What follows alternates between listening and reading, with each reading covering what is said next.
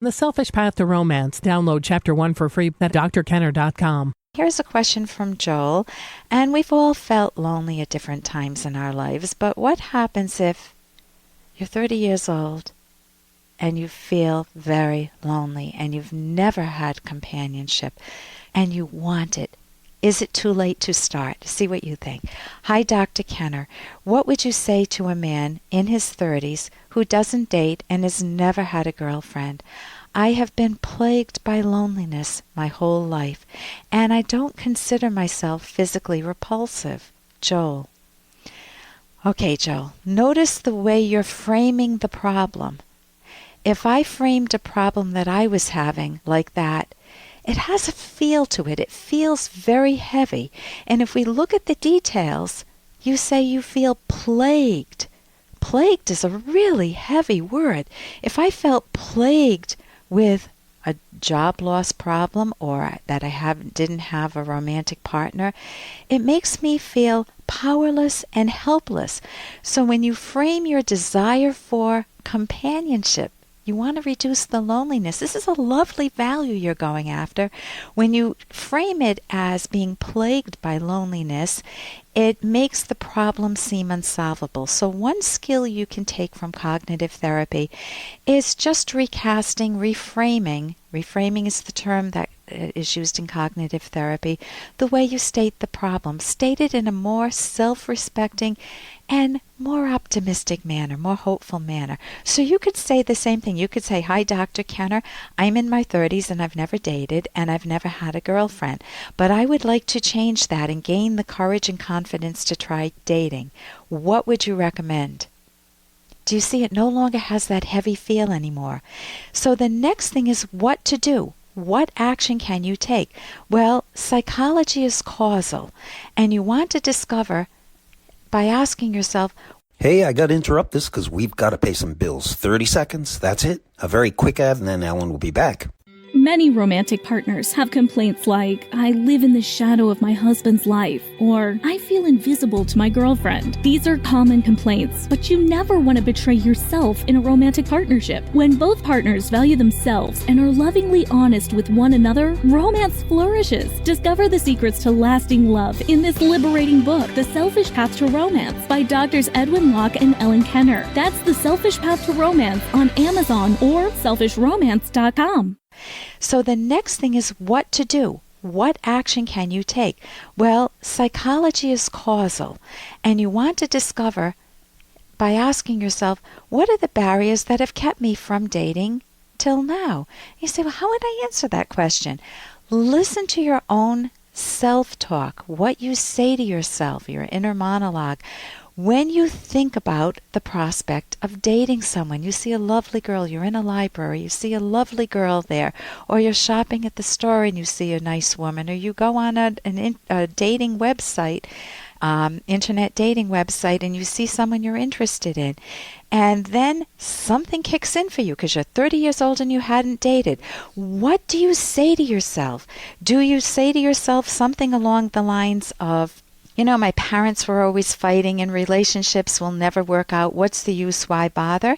Is that what kills it for you?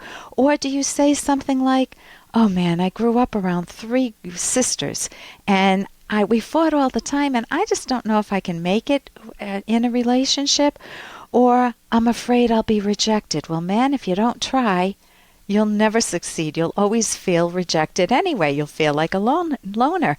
So you want my husband's attitude. His was nothing ventured, nothing gained, and he dated a lot.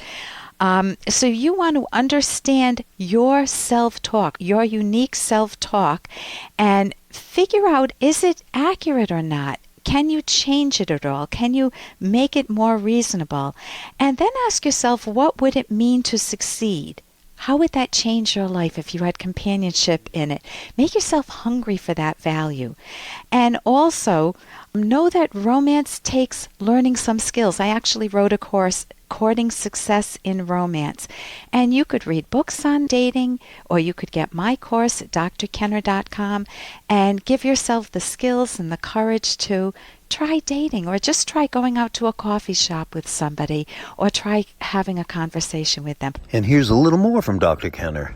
Now, my husband and I were recently at a restaurant. We went out for a romantic meal together. And at the next table, very close to us, you know how you go for a romantic meal, but you end up almost sitting with the people next to you, was another couple, middle-aged couple, and they were with a middle-aged guy. And the guy's wife wasn't there, and they shared their regrets. You know, we couldn't not hear anything. And then the guy just starts talking about how, you know, my high school reunion's coming up. And boy, I would love to go to that reunion. And, you know, I had such a good time at my last reunion. Yeah, I had a really good time. You know why? Because my ex-girlfriend was there. My girlfriend from high school was there, Suzanne. She was such a sweetheart. And, yeah, I drank a little bit too much that night. I was really happy. And, boy, we had a really nice time together. And I never told my wife, but I think my wife suspects something's up because she doesn't want me to go to the high school reunion this year. And I started to get calls from Suzanne. And Suzanne finally said, I guess this is going nowhere. And yeah, I guess, well, should I go to that high school reunion or not? Now, of course, this is no longer a romantic dinner for my husband and I because we're involved in somebody who's obviously either had an affair, and I think he had, or was considering it. Your choices matter. What choices he makes really matters. Even if he could get away, in quotes, with an affair, can he really ever escape the fact that he's living a double life? That he's cheating on his wife? Now, if it's a bad marriage, he needs to have that discussion with his wife.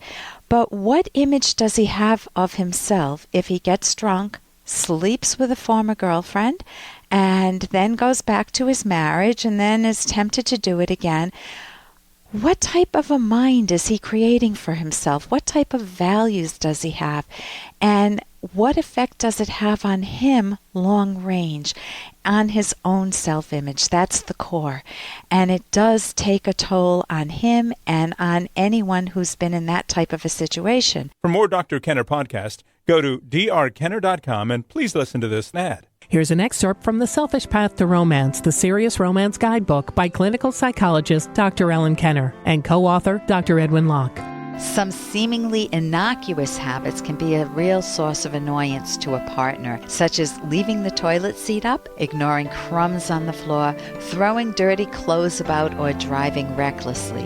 Both partners have to decide how dangerous or important negative habits are, and they should make a serious effort to change those that are a real source of friction. Bad habits can be changed more easily than bad personality traits such as impoliteness or tactlessness, because although habits function automatically, they are more limited in scope than traits.